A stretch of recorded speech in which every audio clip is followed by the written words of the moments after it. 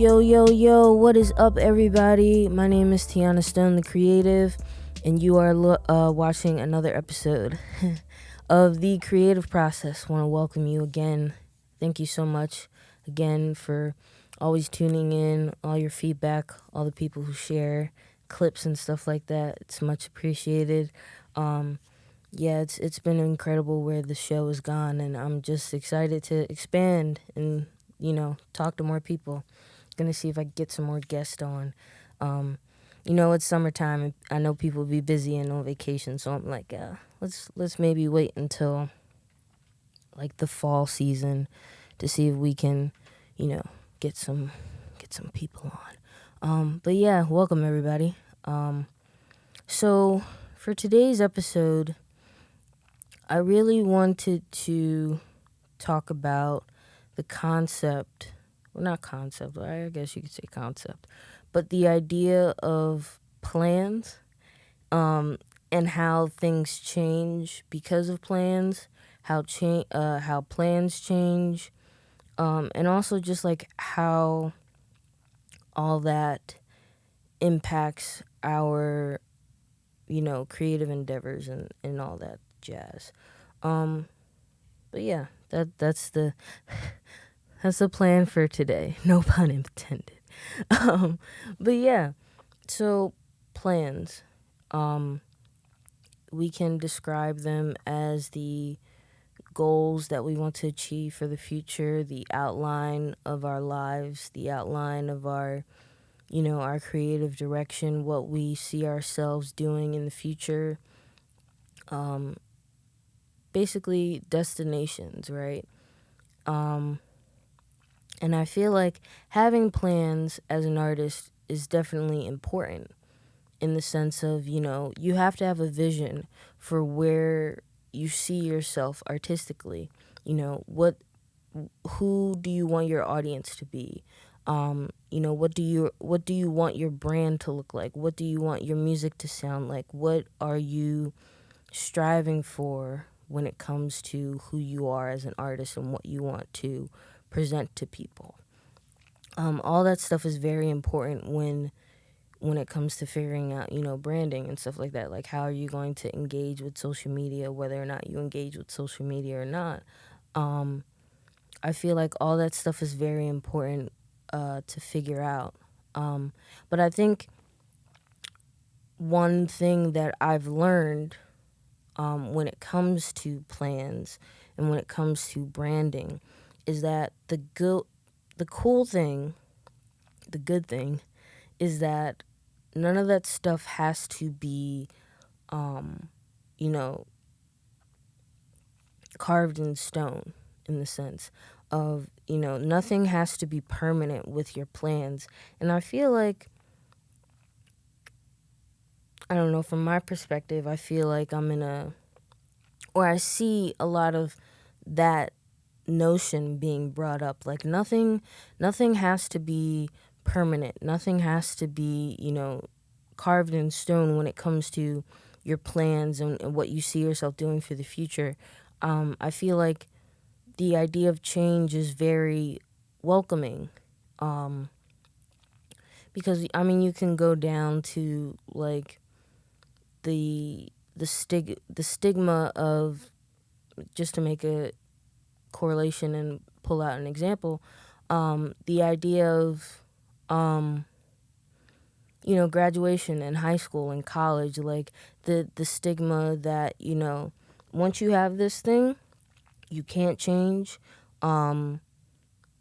This is what you're planning to do for the rest of your life, and there's no going back from it. And not to say that there's anything wrong with that, but to put yourself in such a box can be very limiting.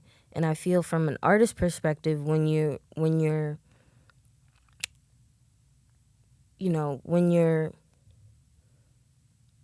holding yourself to this particular thing, like for instance, I don't know, you can make the correlation of like an artist wanting to branch out into genres, right? Like people have this thing back and forth, like, there's some, say, I don't know, like an R&B singer, right? There's an R&B singer. For years, they've been doing R&B, been great at it. Their audience is accustomed to it, da da da da. And then, all of a sudden, you know what? I want to do, dance music. I want to do something a little bit lighter, something a little bit more poppier. An audience can take that as like, oh, you're abandoning your roots and you're doing something new, and it's not cool.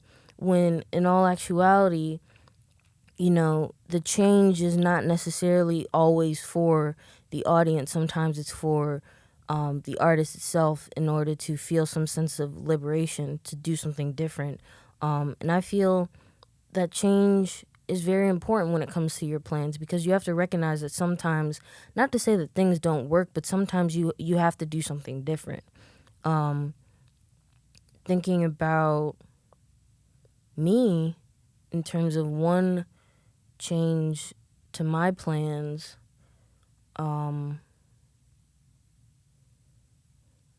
there's so many things, but I guess the thing that's coming to mind for me is the idea that I had to change how I sang in order for,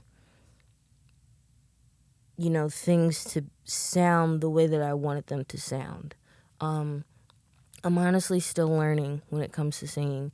My voice is, changing and evolving, and I feel like I'm getting a lot better when it comes to singing. I mentioned in the last episode that I took vocal lessons from Fazia Hart. Shout out, she's amazing.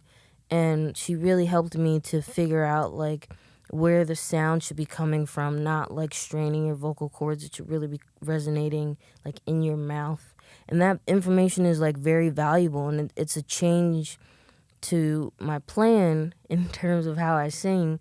That definitely took me off my track for a little bit, but it was needed in order for me to get back on the track and steamroll at a faster pace that I was going before.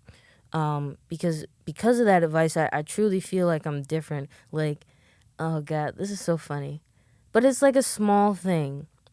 It's like I'm an alto in my church choir. Shout out to the Baptist Worship Center. I love you. So I'm a alto in my church choir, and I feel like I've definitely been growing a lot. Like I'm becoming a lot more stronger when it comes to being a part of the choir, because how can I say it? Like, not to, so when I first started the choir, I was in college, like right out of, like as soon as I like graduated high school and started college, I just wanted to dedicate myself to being a part of the choir.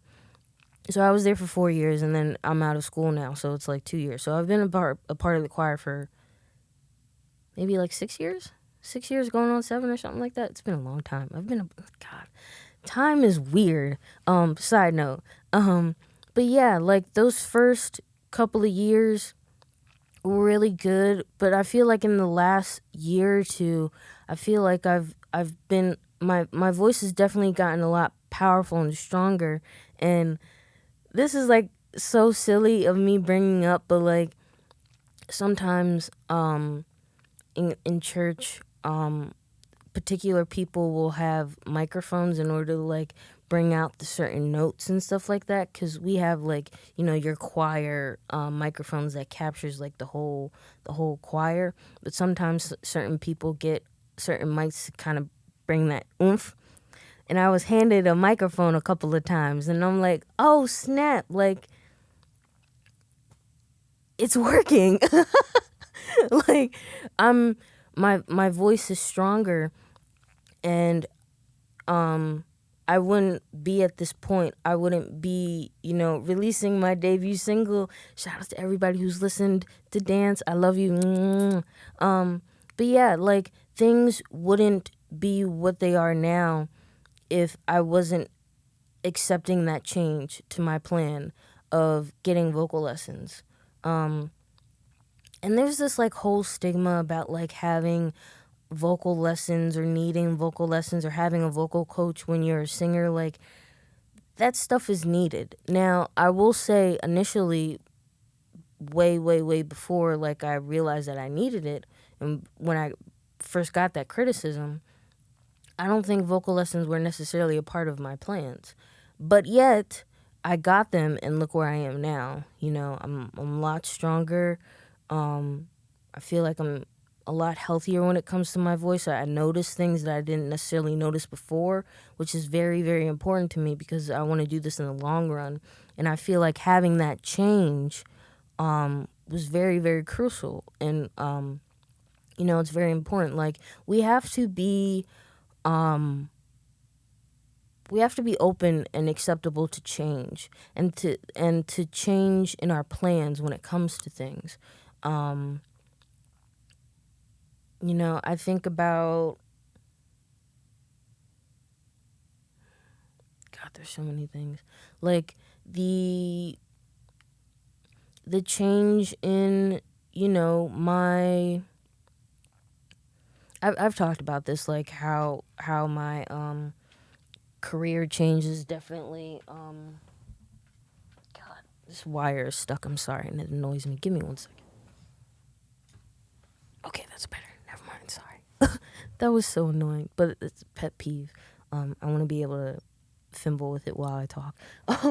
But going into, I mean, what I'm doing now in terms of my career.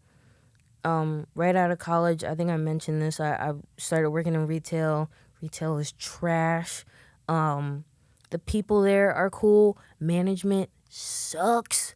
And I feel like it just drained me, both emotionally, mentally, creatively. I was taken away from what I really wanted to do.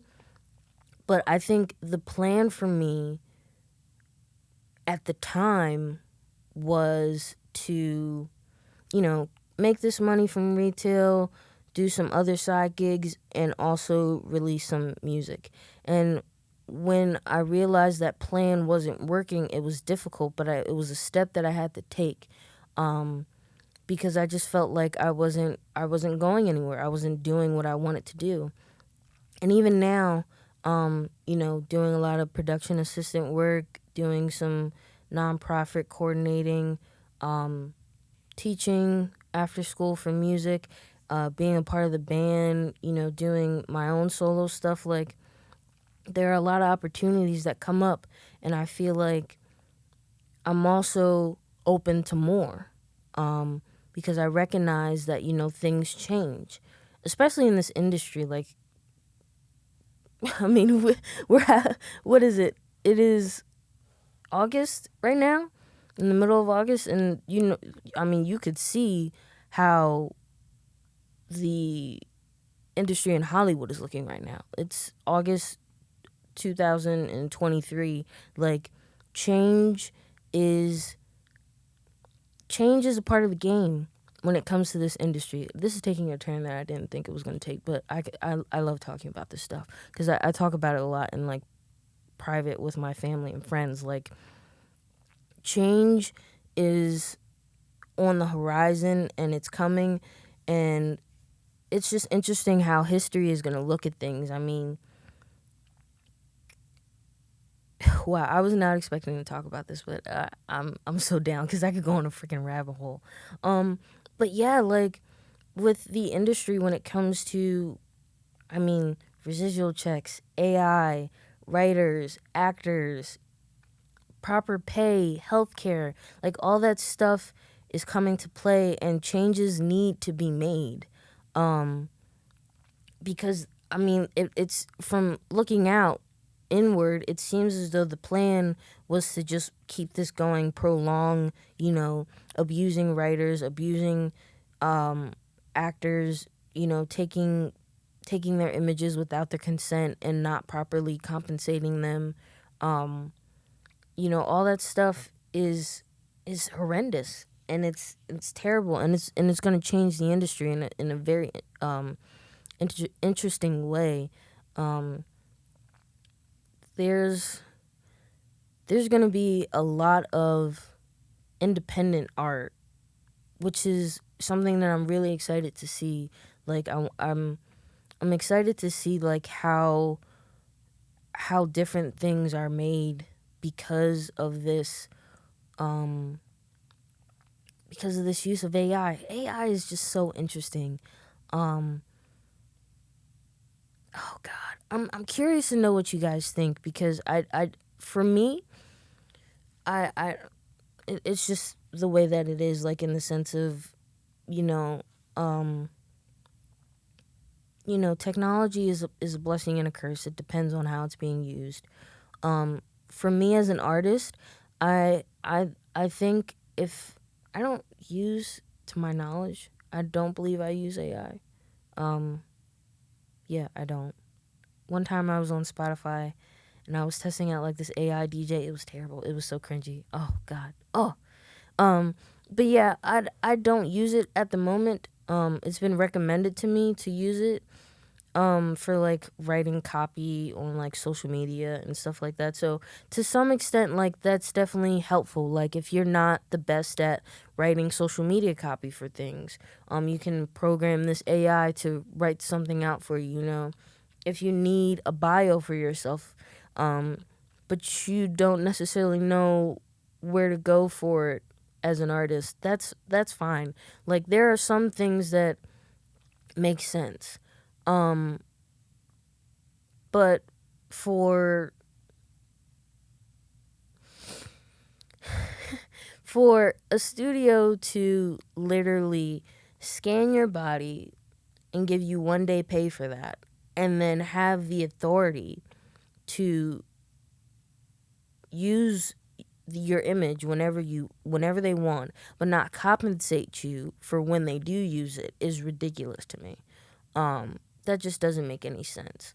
And just, I don't believe that it can replace us. And I think that's the issue. Like, these big corporations are looking to replace humans, when I feel like we could be using this technology to help humans. Because it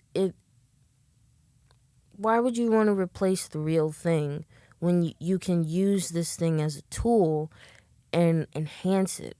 Like, I don't know. Change is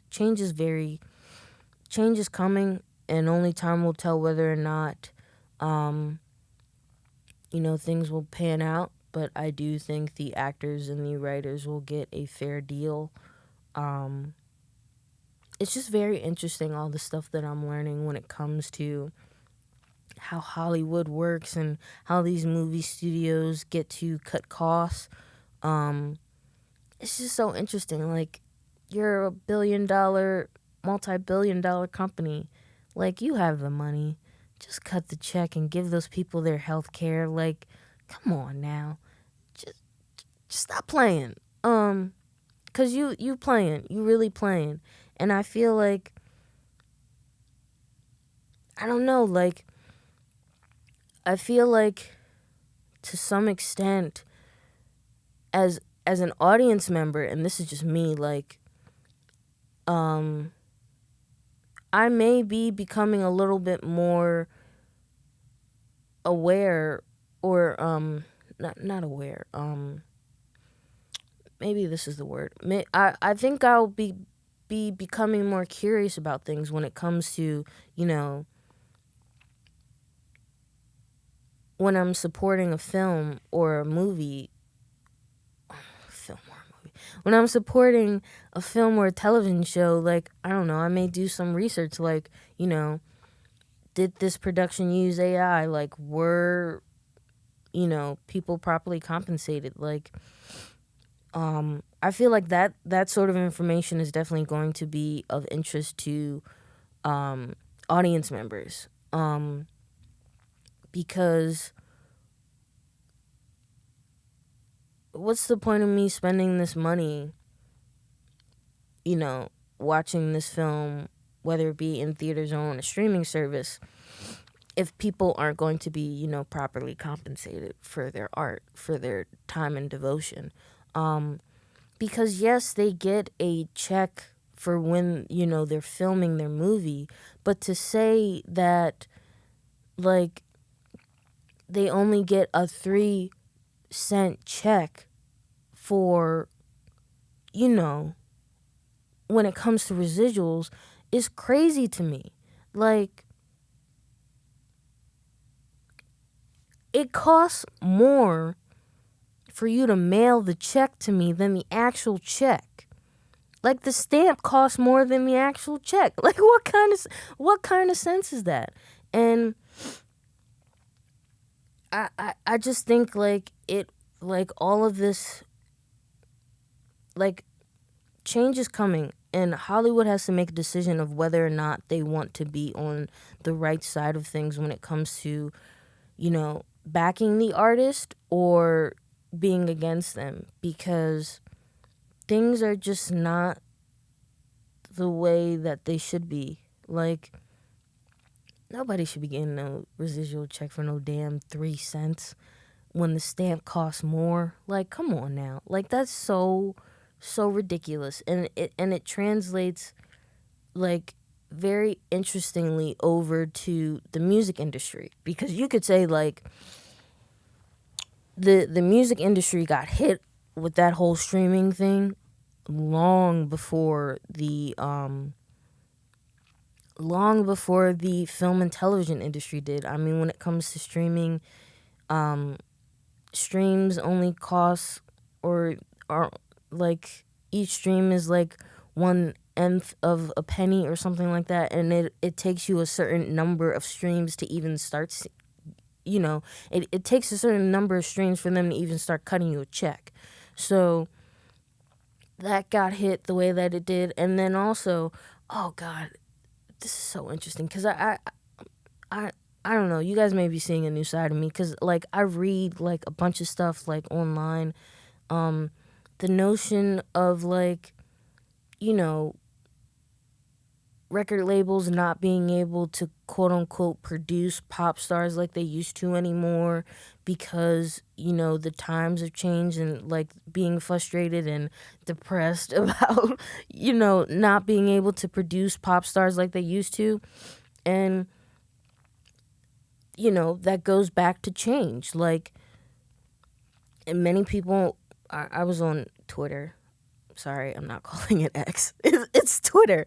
I was on Twitter, and just like reading all the comments, and people bring up really good points, like, you guys want pop stars, but R&B is really dominating. Like, you're not able to change your formula to accommodate the times. And that's what change is really about. Like, you can't be stubborn to what's really going on in the world. Like, yes, in some notions and in some instances, you have to be like a rock. You have to be like a tree in your beliefs. I that goes to, your values, what you believe in, your what you think the world should be. Like, there are, of course, some things that you have to be hard on and not changing about. But there are other aspects of life where you have to be adaptable. And I feel like that's something, as an artist, that is very valuable to look to and listen to. Like, as I'm saying that, I'm thinking about the back and forth debate in my mind about whether or not I want to get on Twitter. I mean, not Twitter, on TikTok. If I really want to dabble in that space. Am I being stubborn about it? Like, should I be taking my own advice? I don't know. But I mean, that's a serious, question. I mean, TikTok is definitely a platform that has pushed people when it comes to promoting their music. It's a valuable asset, but also, in my mind, it's very saturated and, like, just very time consuming, and it's like, what do I want to be devoting my time to? And also, I just do too many things. I don't know if I'll be able to go on TikTok on a consistent basis. So, I mean, those are changes that I have to take into consideration when it comes to being an artist. But going back to the whole thing about the record labels and stuff like that, and not being able to produce pop stars the way that they want to. I mean, R&B is popping right now. Like, you're not promoting, the artists who are really out there like that. I mean, there's a whole list of artists, and it's like also the idea and the perspective of, R&B is pop music. R&B is popular music, and like the inability to change and to recognize that as such is apparently costing you money, and you're not, getting the checks that you want as a record label because you're not backing, the artists who are popular, who are pop. And so, yeah, it's just like change is infinite, but it's also something that is very, there's so much pushback against it. And I feel as an industry, as an artist, as a collective, as a group of, beings in the world, we have to be open to change. We have to be open to, sometimes you got to be open to our shit getting fucked up sometimes. And like recognizing that is a part of the creative process. Recognizing that, sometimes you have to get off the train track and reset and reassess and, maybe even go in the opposite direction of what you thought you were going in. All that stuff is very important. And I feel like going back to last month's episode, the idea of being present, right? If you're so focused on the past and if you're so focused on the present, if you're so focused on the past and you're so focused on the future, you can't be aware and analyze the present and recognize, maybe something needs to change so that I am, being aware of my past and building towards my future. Like, we have to be more aware of things, of the now, because then we can make the right adjustments according to our past so that we can plan for our future. All that stuff is just like so important. So important. Change is something that we shouldn't be afraid of. Change is something that we shouldn't be afraid of. Because it's necessary.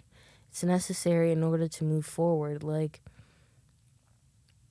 I keep going back to this, but like change is necessary in the industry in order for, artists to make their art in Hollywood, to be, inspired, to be creative. Like,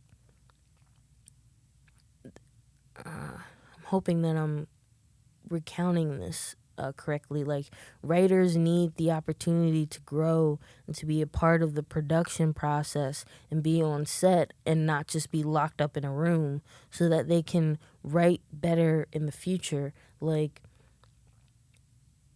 and this is just me, like, artists, whether, quote unquote, starring, leading, supporting, or in the background, need to be a part of the process. Like, I don't know. This is so interesting to me. Like, when they talk about like crowd shots or like background actors, their bodies being scanned and then placed in the background of like a scene. Like, I imagine like, I don't know, like your coming age, movie, or even like High School Musical or some crap. Like do you, like High School Musical 3. What is that? That prom song. God, I should know this because I love that song. It's on my playlist and I should know it.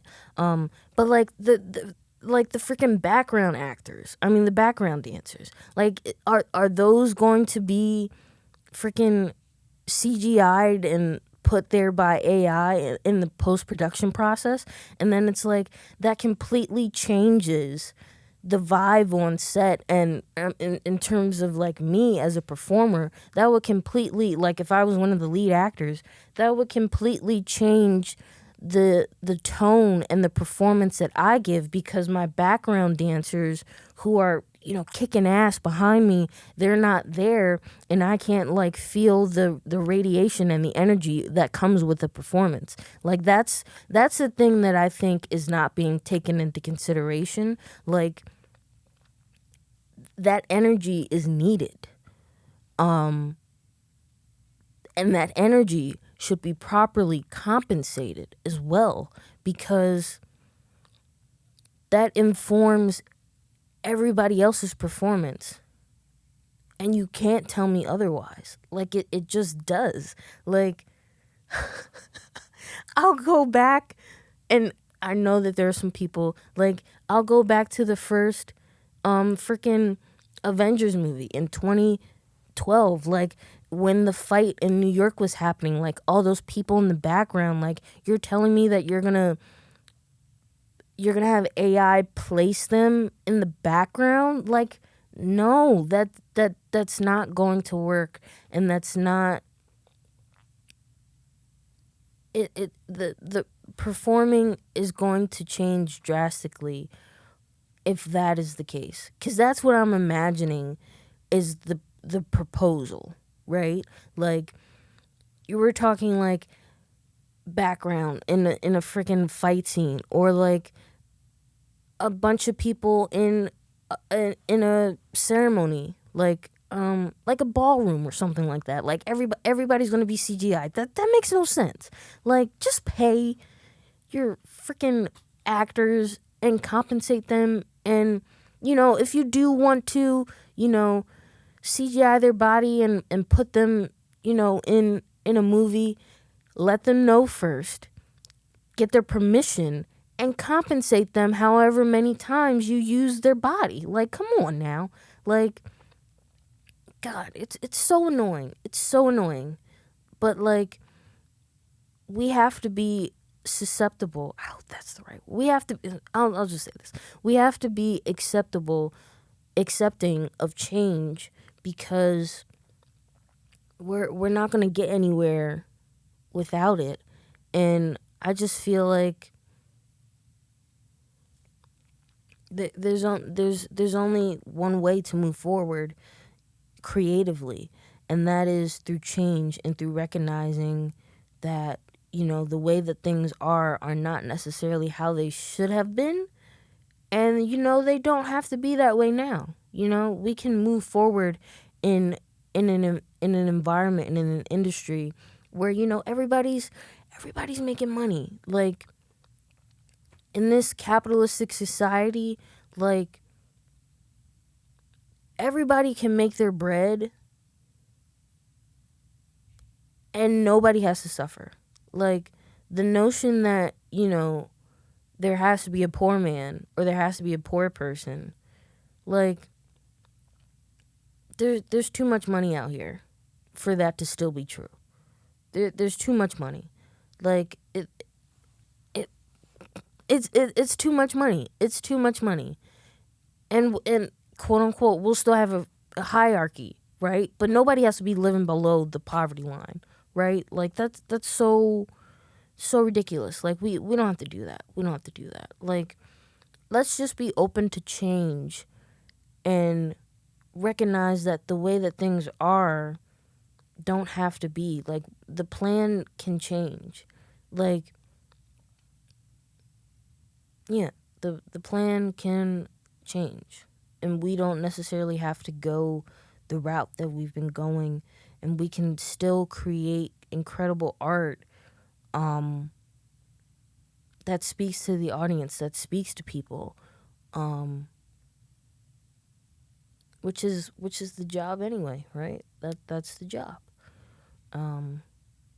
Yeah. Yep. God. This episode definitely took a turn that I did not think I was gonna take. I was not expecting to talk about residual checks and the strike and all that stuff. But I'm glad I did, because I feel like it's important to, share views, share important perspectives on things. I think it's pretty obvious. If it's not, I'll say it explicitly.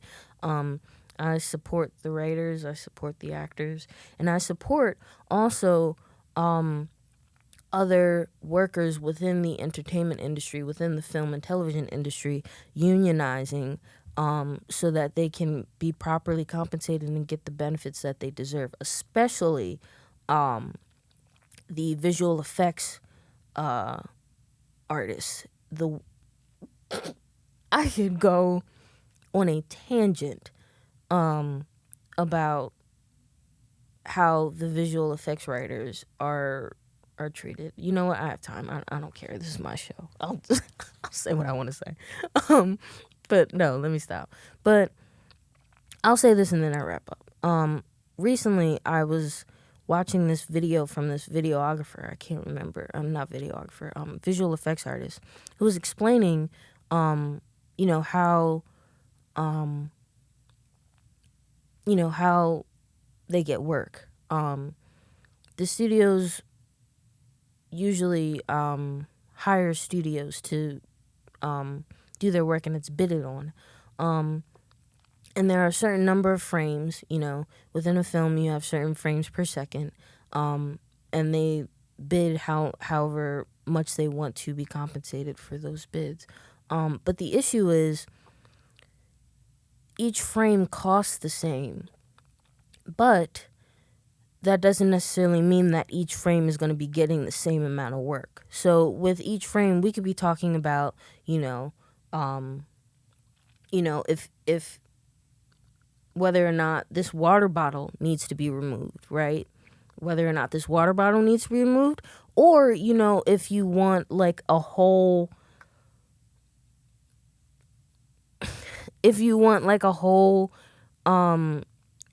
reptilian monster to be sitting next to me, right? Like, that is completely different from simply moving a water bottle. However, it is still priced the same, which is ridiculous. And so what you get is artists being overrushed, overworked, not being properly compensated, despite the fact that, the work is completely different. And that's not cool. And so that is in part why sometimes some of your favorite movies, or some of your superhero movies or action movies, like, you're looking at, the screen and you're like, things don't look right. Well, that's one of the reasons. Because your visual effects artists are not being properly compensated, and they should be compensated. And they should also be unionizing, because that's some bullshit. How people are not, like, this is art, and it takes time, and no one should be rushed. Like, I understand, the production companies need to make a certain deadline and stuff like that, and of course that makes sense, but also you have to be accepting of change and realize, what, this isn't working because we're overworking our workers and artists, and we're not properly compensating them. So let's just do what's right. Let's do what's necessary to, produce and create the art that we want, while also treating everybody fair. Like, I don't like, and that goes back to the idea of the poor man, the poor person. Like, not everybody has to be not everybody has to, like, God, just for somebody to be on top doesn't necessarily mean that somebody has to be on bottom. Like, there's room for everybody up there. There's room for everybody up there. And the people who keep pushing the idea that, no, there's not enough room, like, no, that's bullshit. So stop feeding us that lie. We can all have health care. We can all be properly compensated. We can all have residual checks that make sense. We can all, not be overworked. We can all be paid fairly. It's just it's just weird how we have to push for that, Change your plan, because it's not working at all. Yeah. That was my little tangent. This whole episode is funny. But yeah, change. Change is needed. Change is required for the creative process.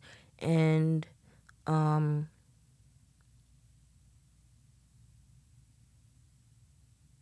can't be afraid of change. It's uncomfortable. It's disruptive. And you have to be willing to be shocked out of your comfort zone and taken out of your space, because that's just the way of the game, but I'll leave you with that. Let change in, don't lock change out. But yeah, thank you so much for listening to my TED Talk today. Today was definitely a TED Talk. But yeah, thank you so much, everybody, for being a part of the creative process with me. I'm Tiana Stone, the creative, and I truly, truly appreciate you all for being here, a part of this journey. So excited for the future. Got some cool things happening with Imagine Stone Productions. Oh, and thank you all again so much for listening to Dance. I've gotten so much cool feedback, and I'm just really excited to continue producing, writing, releasing music. I got some cool things cooking up. It's gonna be exciting. Yeah, I'm gonna see if I can release some cool stuff. I'll say this, not this year, but next year. Yeah. And ideally it should be more than one song. I'll leave you with that. But yes, thank you again for watching The Creative Process. Again, I've been Tiana Stone, the creative, and go make some changes to your plan. It's not gonna hurt you. It's gonna help you. Peace.